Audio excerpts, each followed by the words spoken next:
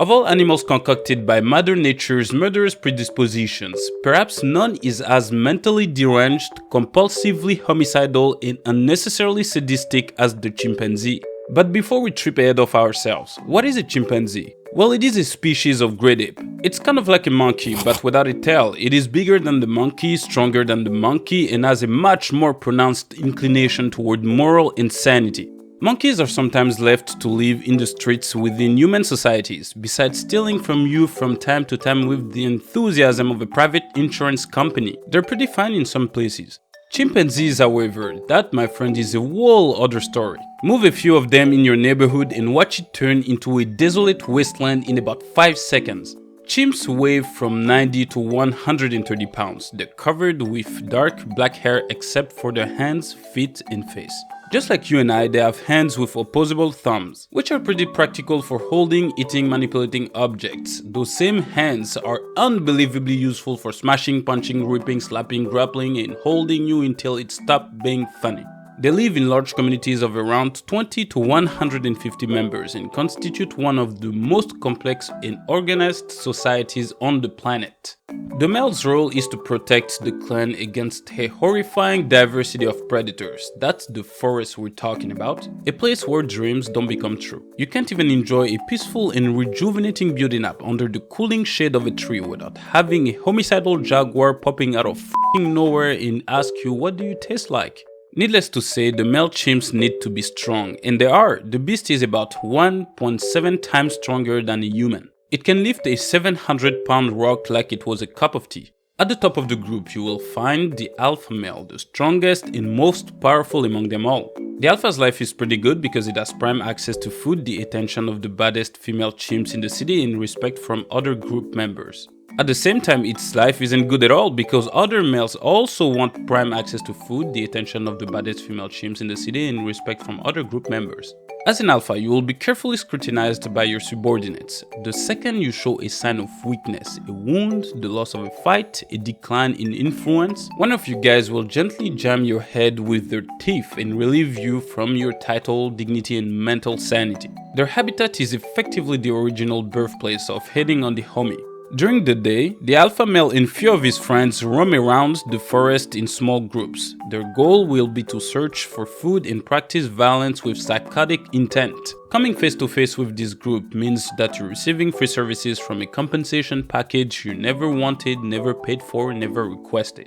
The alpha can't afford to stay in the expedition away from the clan for too long because in its absence, a few males will start being a little too confident, start flirting with the ladies, and gain tremendous influence within the clan. That's why at its return, at times, the top chimp has to wreck a few people's shit just for good measure. And if he decides to do that, he better win quickly because if he doesn't, other males will go, so he's not that strong. Interesting indeed. Chimpanzees can sense when their power is declining by assessing the group members' body language, face expression, and determination to follow orders. In the presence of a dominant and respected alpha, the other members bow their heads, sit down, or extend their hands out as a sign of allegiance. You can almost hear them say, "Hi boss." The animal is able to have such a complex set of protocols because it is among the most intelligent species on the planet.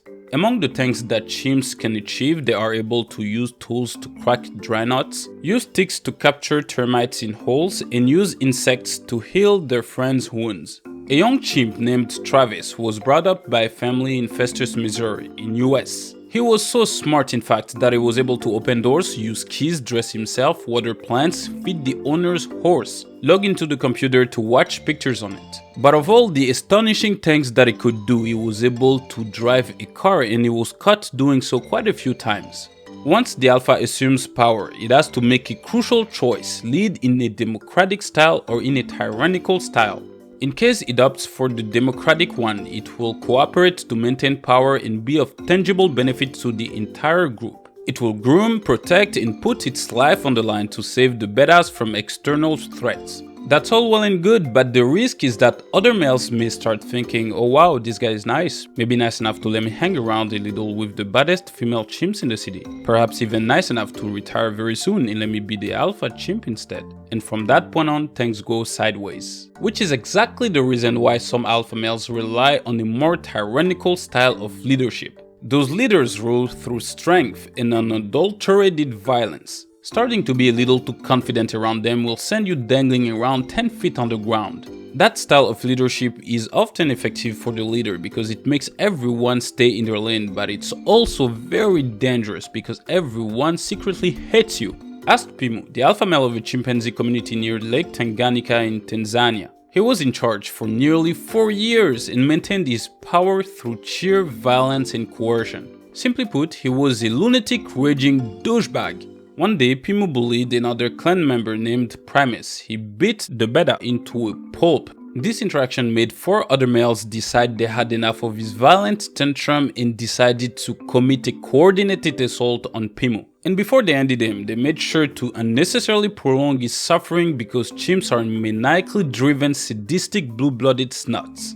The female chimp's life is less revolved around dominance and hierarchy, and more towards raising offsprings, promoting peace in the clan, and transmitting cultural knowledge to the members. The female chimp is a professional cheater and doesn't have a fiber of domestic faithfulness in her entire body, which is why she entangles around with as many males as possible. That may seem like a frivolous demonstration of unrestrained debauchery, but in the chimpanzee's world, there is an excellent survival motive for doing so. Her main motive is to promote genetic diversity. That's important because it allows offsprings to have stronger immune systems and makes it much less likely for an epidemic to wipe out the entire clan. The other reason for mating with multiple partners is to minimize risks of infanticide. As you may suspect, the alpha males are not particularly grateful for the females' many indiscretions. As a result, they keep an open eye for kids that are probably not theirs. And once they're certain that they're not the father, they straight up attempt to murder the baby chimp with a tremendous amount of murderous determination. To minimize that risk, the baby mama hangs around with a ton of males to confuse paternity. The male goes, I kinda wanna murder these guys, but I'm not sure they're not mine. Bonus point if the female is involved with very strong males, because now the male goes, not only am I not sure that the kids aren't mine, but the real father may also tear me apart limb by limb if I endanger their child. Another one of the key contributions of females is their active roles as educators. They groom the children, show them how to use tools, find the best food locations, how to knock people's teeth out.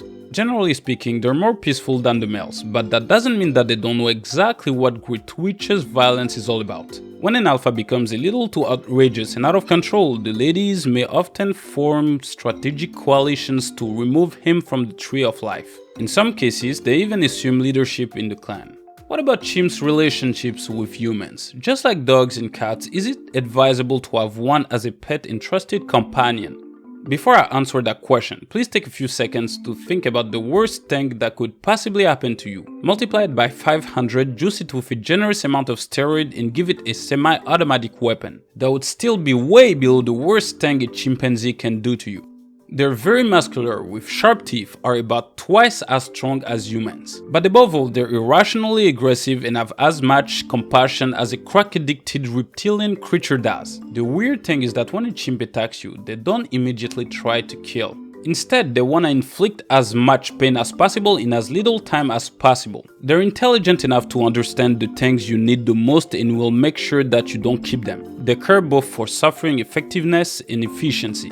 Victims in way too many cases get body parts torn off, get disfigured and mauled into oblivion. All zoos around the world have some kind of classification for animals. One known classification is KOS, short for kill on sight, which really means that in the event of an escape, zookeepers are permitted to immediately eliminate the animal. Those not on the list of KOS should only be sedated with a strong tranquilizer. Strangely enough, animals you would expect to see on the list are not. Big cats like lions or large primates like gorillas are expected to be tranquilized, but not chimpanzees. Tranquilizing this psychopath will just piss it off even more and make it take down a bunch of people in the meantime. Chimps are on the list of KOS for almost all cases, and that should tell you a lot.